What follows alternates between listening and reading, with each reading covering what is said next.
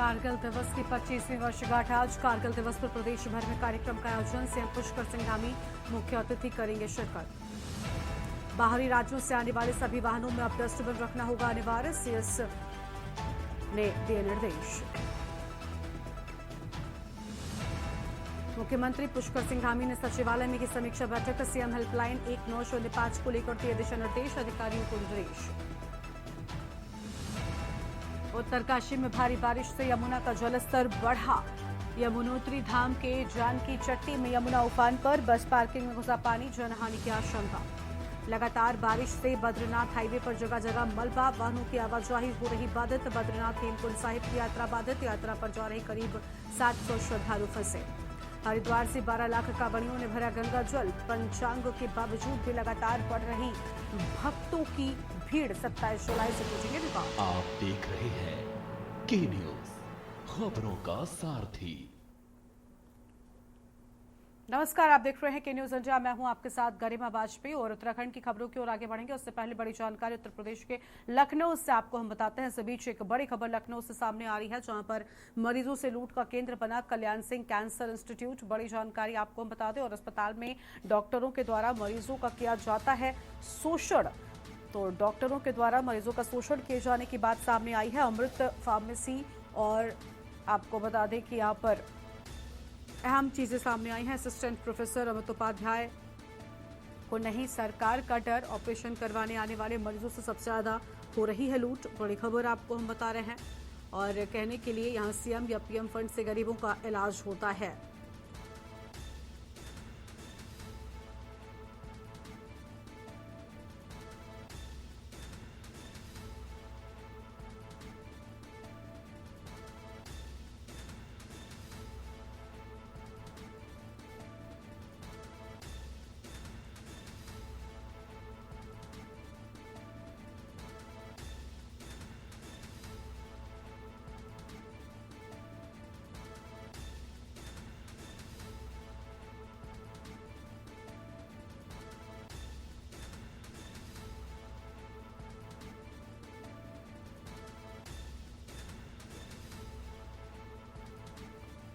अस्पताल में डॉक्टरों के द्वारा मरीजों का शोषण किया जाता है। अमृत फार्मेसी और एचआरएफ होने पर भी डॉक्टर दवाइयां मंगवा रहे हैं। बड़ी जानकारी आपको हम बता रहे हैं। लखनऊ से खबर, मरीजों से लूट का केंद्र बना कल्याण सिंह कैंसर इंस्टीट्यूट। बड़ी खबर आपको हम बता दें।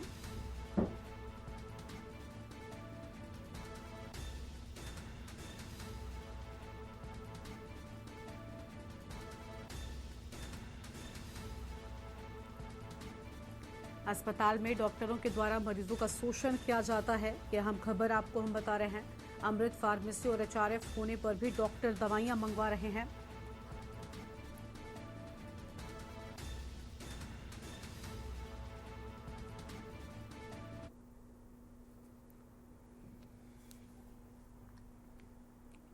और इसी खबर पर बातचीत के लिए हमारे साथ में रेजिडेंट एडिटर मनीष पांडे जी जुड़ चुके हैं। मनीष जी, अमृत फार्मेसी भी है और बावजूद इसके लगातार जो मरीज हैं उनसे बाहर से दवाइयां मंगवाई जा रही हैं। कल्याण सिंह कैंसर इंस्टीट्यूट में मरीजों के साथ शोषण हो रहा है।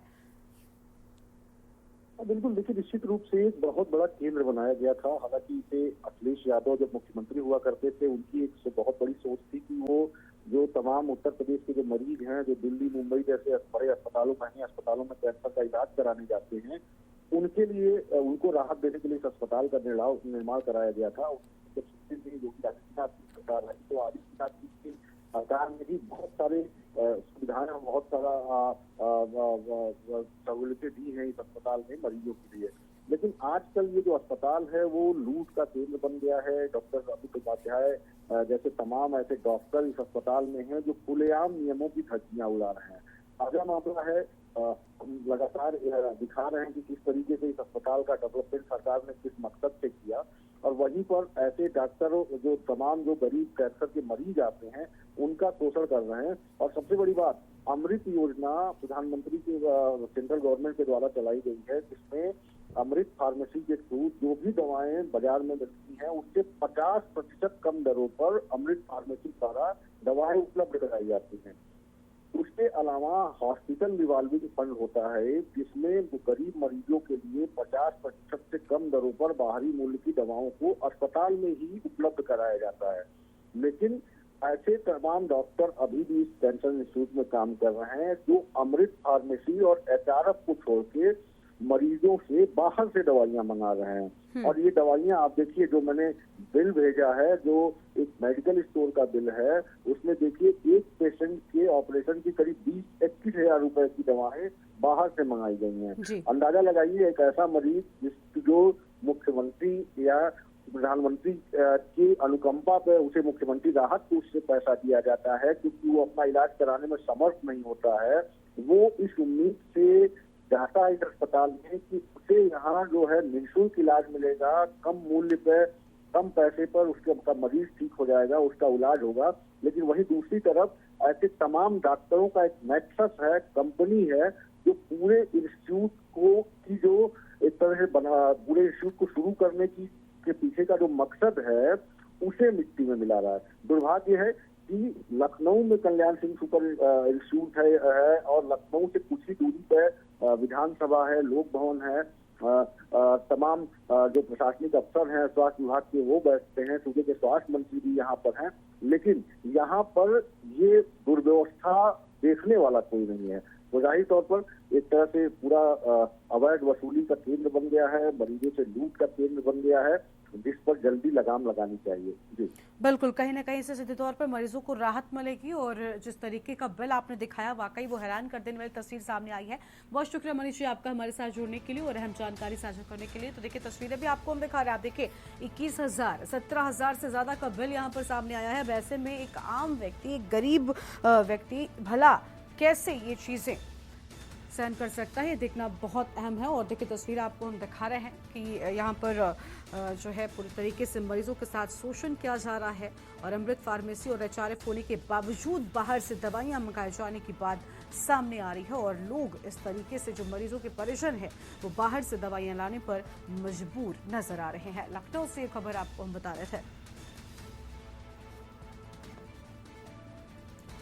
अमृत फार्मेसी और एचआरएफ होने पर भी डॉक्टर दवाइयां बाहर से मंगवा रहे हैं।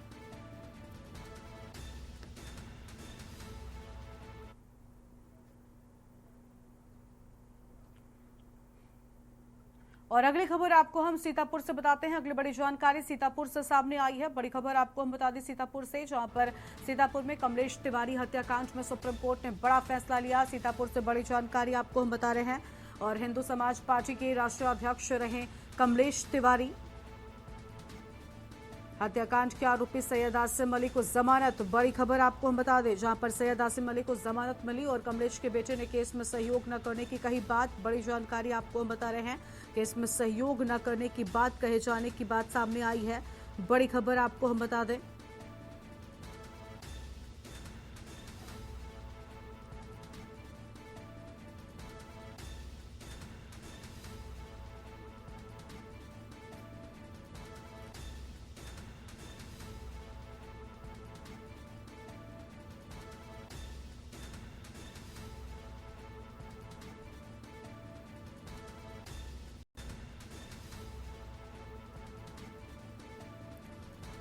तो हिंदू समाज पार्टी के अध्यक्ष रहे हैं कमलेश तिवारी, हत्याकांड के आरोपी सैयद आसिम अली को जमानत की बात सामने आई है। बड़ी खबर आपको हम बता दें।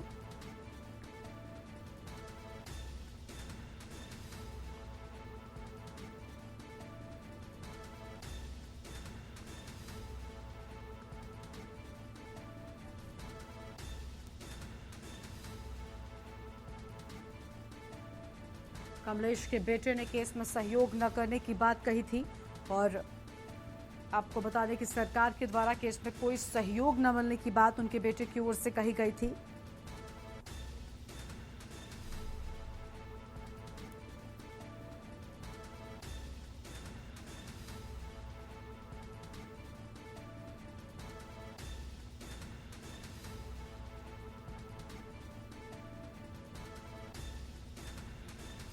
कमलेश के बेटे ने केस में सहयोग न करने की कही बात। अहम खबर आपको हम बता रहे हैं।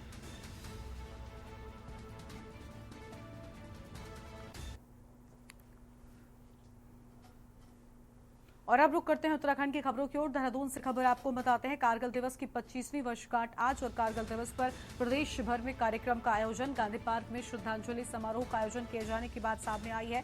सीएम पुष्कर सिंह धामी मुख्य अतिथि के तौर पर शिरकत करेंगे और सीएम पुष्कर सिंह धामी शहीदों को श्रद्धांजलि देंगे। शहीदों के परिवारों को परिजनों को सम्मानित करेंगे सीएम पुष्कर सिंह धामी। कारगिल युद्ध में उत्तराखंड के 75 जवान शहीद हुए थे। बड़ी जानकारी आपको हम बता रहे हैं।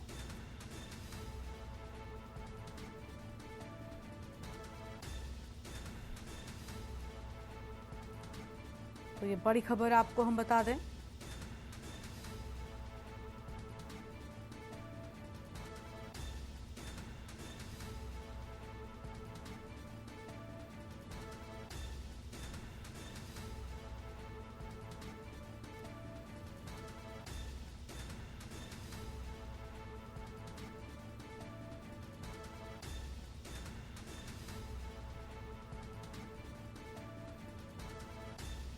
गांधी पार्क में श्रद्धांजलि समारोह, सीएम पुष्कर सिंह धामी मुख्य अतिथि के तौर पर शिरकत करेंगे। बड़ी जानकारी आपको हम बता रहे हैं।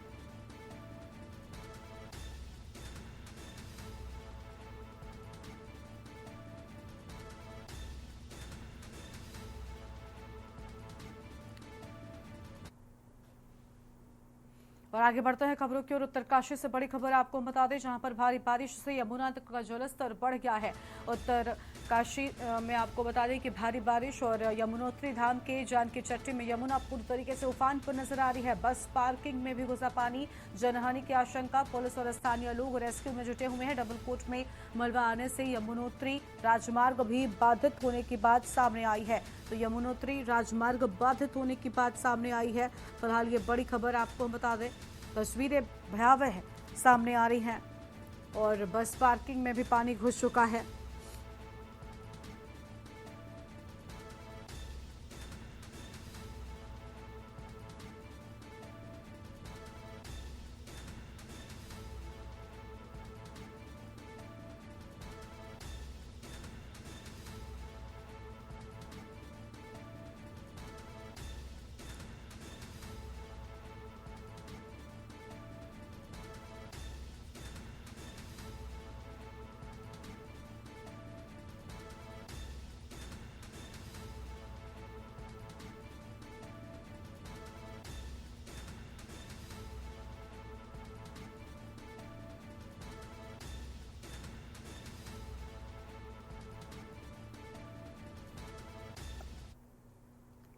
और आगे बढ़ते हैं खबरों की ओर। अगली खबर देहरादून से, जहां लगातार रुक रुक कर हो रही बारिश, बद्रीनाथ हाईवे पर जगह जगह पर मलबा, वाहनों की आवाजाही बाधित हो रही है। बद्रीनाथ हेमकुंड साहिब की यात्रा पर भी इसका बड़ा असर पड़ रहा है और जिसके चलते यात्रा बाधित हो गई है। यात्रा पर जा रहे करीब 700 श्रद्धालु फंसे हुए हैं। पागल नाला, गुलाबकोटी में मलबे से हाईवे बंद हो गए हैं। पाताल गंगा में मलबा और बोल्डर आने से हाईवे बंद। दोपहर करीब 12 बजे हाईवे किया जा सकता है सुचारू और NHIDCL की JCB से मलबा हटाया गया है। हाईवे खुला तो फंसे श्रद्धालु व स्थानीय लोग रवाना हुए और गांव को जाने वाले वाहनों की आवाजाही हालांकि थमी रही है। तो देखिए, गांव की ओर जाने वाली जो लोग थे उनको फिलहाल के लिए रोका गया और वो आवाजाही थमी रही। पाताल गंगा में मलबा आने और बोल्डर आने से हाईवे यहां पर बंद हो गया है। बड़ी जानकारी आपको हम बता रहे हैं।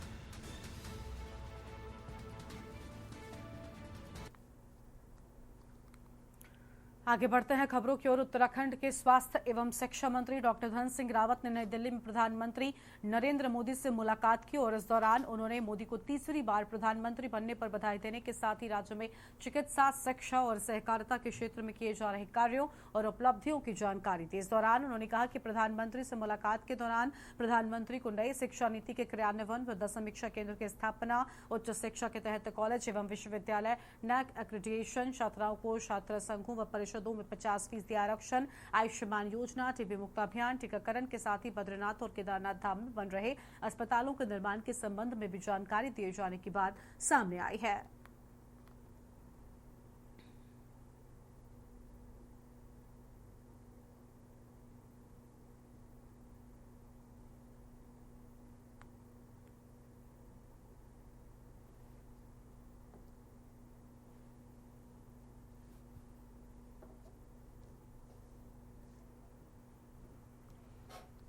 मुख्यमंत्री पुष्कर सिंह धामी ने सचिवालय देहरादून में सीएम हेल्पलाइन 1905 की समीक्षा के इस दौरान उन्होंने अधिकारियों को निर्देश दिए कि जन समस्याओं के त्वरित समाधान के लिए सचिव एवं विभागाध्यक्ष सीएम हेल्पलाइन की नियमित समीक्षा करें और इसके साथ ही उन्होंने कहा कि अधिकारियों ये सुनिश्चित करें अधिकारी की शिकायत जिस अधिकारी के स्तर की है उनका समाधान उनके स्तर पर ही हो जाए, अनावश्यक रूप से शिकायतें उच्च स्तर पर न जाएं। वहीं मुख्यमंत्री ने इस मौके पर ई अभिलेखागार जिला देहरादून के वेब पोर्टल पर भी शुभारंभ किया और जहां पर आपको बता दें कि जनपद देहरादून के तहसीलों के रिकॉर्ड को स्कैन कर पोर्टल पर अपलोड किया गया है।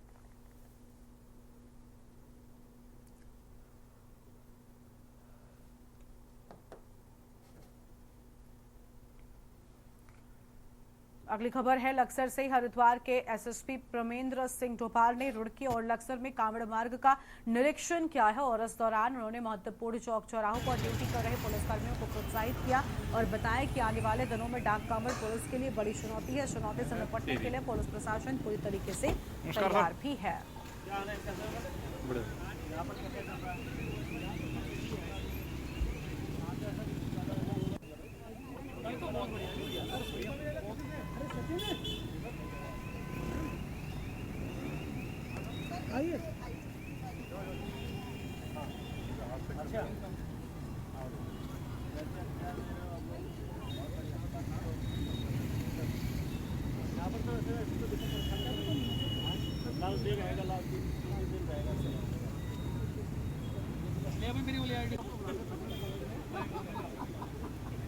जो हमारे सुपर जोनल हैं और हमारे एसपी सिटी, एसपी देहात, इन लोगों ने कमान अपने हाथ में लेके ये लोग चल रहे हैं और सबने बहुत अच्छे तरीके से मेले को ये लोग बहुत अच्छी ड्यूटियों को ये परफॉर्म कर रहे हैं। इसी क्रम में आज मेरे द्वारा अलग अलग पॉइंट्स में, खासकर रुड़की में, लक्सर में जो हमारे जवान काम कर रहे हैं, मेहनत लगातार कर रहे हैं, उनको उत्साहवर्धन हेतु मैं आया था। उनके साथ खड़े होकर कुछ उनसे बातें भी शेयर करी, उनकी क्या समस्याएं वो और कुछ उनको जो भी उनकी जो ड्यूटियां उन्होंने इतने उससे कर रहे हैं उनके लिए उनको कुछ थोड़ा प्रोत्साहन भी दिया गया।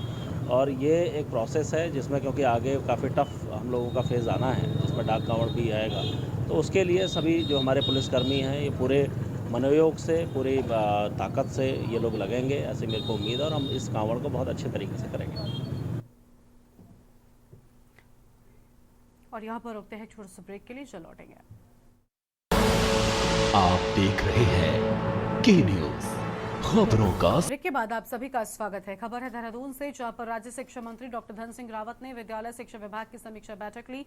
बैठक में पर्वतीय और दुर्गम श्रेणी के विद्यालयों में 1000 अतिथि शिक्षकों की नियुक्ति करने का निर्णय लिया गया है। इसके साथ ही शिक्षा मंत्री ने अधिकारियों को अतिथि शिक्षकों की जल्द भर्ती करने का निर्देश दिए और साथ ही जनपदों से रिक्त पदों की सूचना निदेशालय स्तर पर 1 सप्ताह के भीतर उपलब्ध कराने को भी कहा है।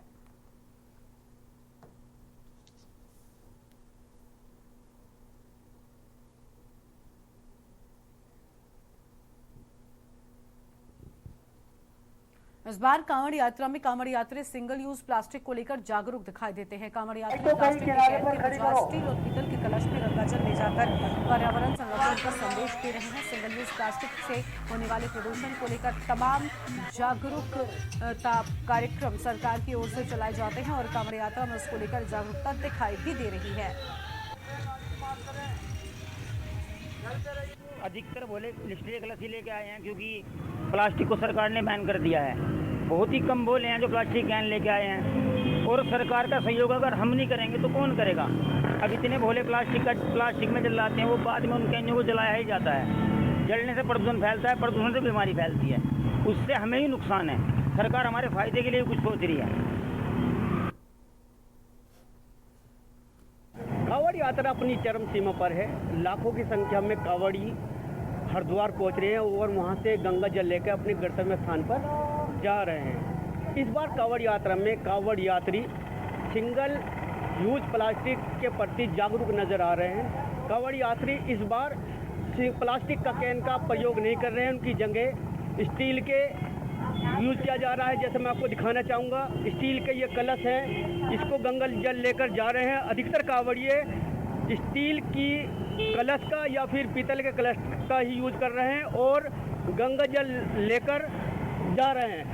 जो सरकार है वो भी प्लास्टिक के प्रति गंभीर है और जागरूकता अभियान चलाई जा रही है, लेकिन इस बार कांवड़ियों ने भी काफ़ी यूज़ किए जाए, जो प्लास्टिक कैन उनका यूज़ नहीं कर रहे हैं। और सुरक्षा की बात करें तो सुरक्षा की दृष्टि से पुलिस भी यहाँ सजग, मैं आपको दिखाना चाहूँगा, पुलिस काफ़ी सड़कों पर है, हाईवे पर खड़ी हुई है।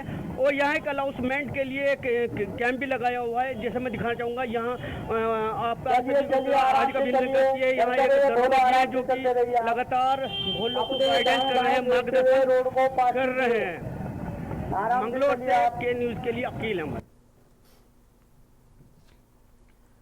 देहरादून में प्रदेश कांग्रेस के वरिष्ठ उपाध्यक्ष सूर्यकांत खसमाना ने शहर में बाढ़ प्रभावित इलाकों को भ्रमण किया है और इस दौरान लोगों से मुलाकात कर नुकसान का जायजा भी लिया है। उन्होंने कहा कि पिछले 2 दशकों से ज्यादा समय से रिस्पना नदी में बसावट वाले इलाके में कहीं काई का काम नहीं हुआ है और इसमें नदी का जलस्तर बढ़ने पर बाढ़ जैसे हालात हो रहे हैं। सबसे पहले शिव मंदिर भगत सिंह कॉलोनी के पास से पुल तक और निवर्तमान पार्षद इलियास अंसारी के घर के सामने के पुश्ते का निर्माण होना चाहिए और उसके साथ ही कंडोली से लेकर रिस्पना पुल विधानसभा तक डिसल्टिंग का काम होना चाहिए।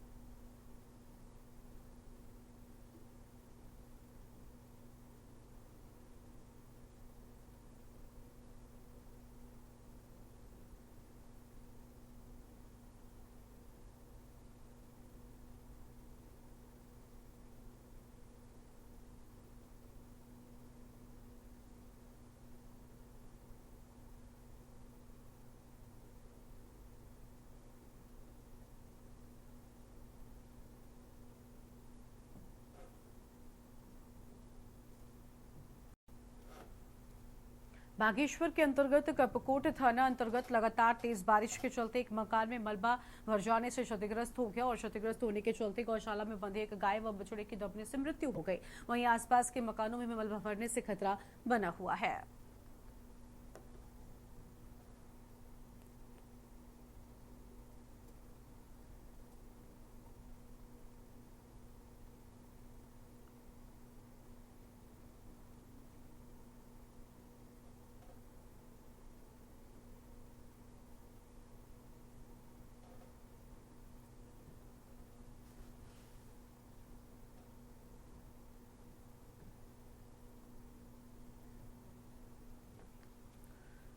हरिद्वार में चल रहे कांवड़ मेले में एसडीआरएफ और जल पुलिस के जवान कांवड़ियों के लिए देवदूत साबित हो रहे हैं। हरिद्वार के कांगड़ा घाट पर गंगा में नहाने के दौरान पानी के तेज बहाव में बह रहे 7 कांवड़ियों को एसडीआरएफ के जवानों ने रेस्क्यू कर सुरक्षित बचाया है। बचाए गए सभी कांवड़ियां हरियाणा और यूपी के रहने वाले हैं जो कांगड़ा घाट पर स्नान कर रहे थे और जान बचाए जाने के बाद कांवड़ियों ने पुलिस का आभार व्यक्त किया है। बता दें कि इस हरिद्वार में कांवड़ मेले के मद्देनजर सभी गंगा घाटों पर एसडीआरएफ और जल पुलिस के जवानों की तैनाती कर दी गई है।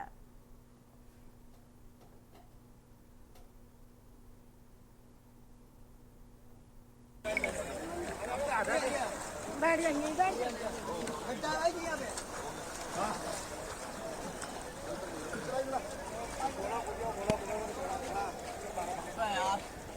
इसे बाहर लिया।